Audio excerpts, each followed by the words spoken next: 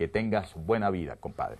Bueno, está con nosotros el doctor Julio Castro, médico infectólogo, director de salud de la Alcaldía de Sucre. ¿Cómo está, doctor Castro? Muy buenos días, bienvenido. Gracias. El doctor Castro nos va a hablar sobre la situación de la pandemia ya declarada así de la gripe H1N1 y lo que debemos esperar los venezolanos. Vamos a ver un microinformativo, es el número 3, por favor, sobre los síntomas y prevención del virus H1N1 y luego hablamos sobre los casos en Venezuela y qué debemos hacer. Adelante.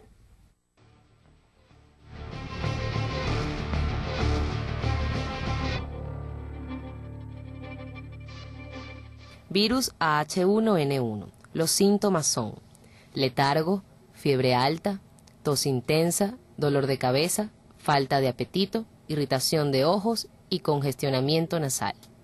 Para prevenirla y evitar el contagio es importante que siga las siguientes recomendaciones. Evitar el contacto estrecho con personas que presenten síntomas gripales, intentando mantener una distancia de aproximadamente 1 metro a ser posible. Evitar tocarse la boca y la nariz. Lavarse las manos regularmente con agua y jabón, sobre todo antes de preparar alimentos. De ser posible, reducir la estancia en lugares concurridos. Mejorar la ventilación abriendo las ventanas. No saludar con besos ni dando la mano. No compartir alimentos, vasos o cubiertos. Comer frutas y verduras ricas en vitaminas A y C. Beber agua en abundancia y mantener limpios objetos de uso común. Bueno, para dejar claro, pues, aquí hay recomendaciones. ¿Qué tan importante es esa cifra? 25 o 26 casos en Venezuela después de tantas semanas transcurridas desde que pues, el brote asombró al mundo de México, ¿no? Desde México. ¿Qué tan importante es ese número, doctor? Diremos el número absoluto no tiene mucha importancia porque el tema es que ya está aquí. Pasamos a Colombia, que empezó, diríamos, 3 semanas antes que nosotros y ya nosotros tenemos más casos que Colombia. Eso tiene mucho que ver con la movilidad, aviones, etcétera, etcétera. El punto es de que pareciera, por la declaración de OMS, que no va a haber país en el mundo que quede sin influenza en los próximos meses, probablemente años. Esto es un tema de muchos meses. Vamos a estar por lo menos 1 año con seguridad con cada vez más casos en el mundo entero y en Venezuela. El gobierno central, que a través del Instituto de Higiene hace las pesquisas, pero que además dice es el único que tiene la posibilidad de atender directamente todos los casos, ¿tiene suficiente recurso, no solamente farmacológico, sino también humano, para hacerse por exclusiva competencia cargo de lo que pueda suceder en el país? Porque los números hasta estos momentos parecieran ser manejables, pero si la cosa se convierte en algo más grave, en algo más numérico, ¿tiene cómo hacerle frente solamente el gobierno nacional? Bueno, había que preguntárselo al gobierno en principio, pero Higiene en este momento tiene la competencia fundamentalmente del diagnóstico, de decir a aquellas personas que mandamos una muestra que cuáles de ellos están positivos y cuáles están negativos.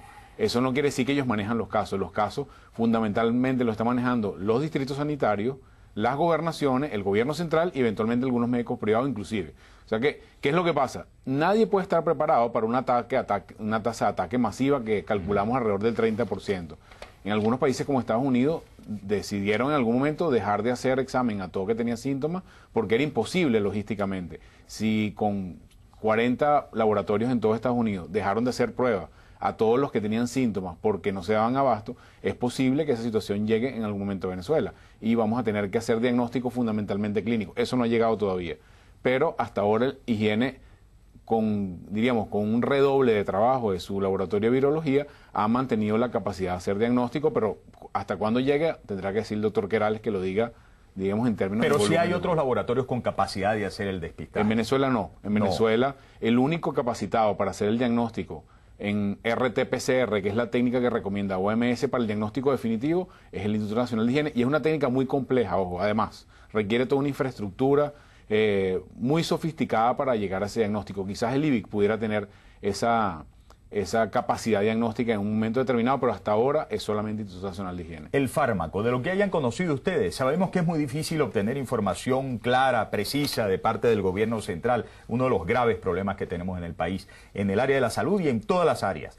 Pero el fármaco, el famoso Tamiflu o cualquier otra medicina que se utilice para contrarrestar esto, ¿saben ustedes si hay en suficiente cantidad, si está distribuido en el país de manera acorde con las detecciones que se han hecho en distintos estados de los distintos casos de gripe? No sabemos el número exacto, sabemos que tenemos opción a buscarlo a través de los distritos sanitarios. Hasta el momento ha funcionado en general bien, por lo menos en el área metropolitana de Caracas.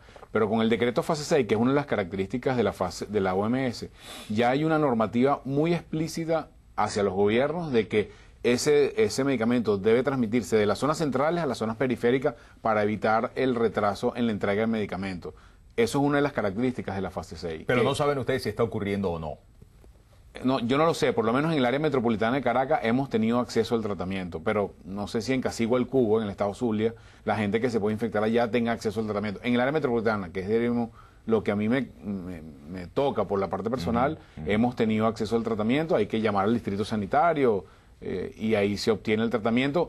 Digo nuevamente, si vamos a una tasa de ataque mucho más importante, no sabemos hasta cuándo va a llegar el tratamiento, porque la cifra exacta de tratamiento oficialmente no la conocemos. Ayer supimos por el testimonio recogido en San Cristóbal de una familia que ha sido afectada de cómo la gente puede reaccionar incluso de manera sorprendente en esta oportunidad muy lamentable, discriminando a una familia o a unas personas que tengan la gripe H1N1.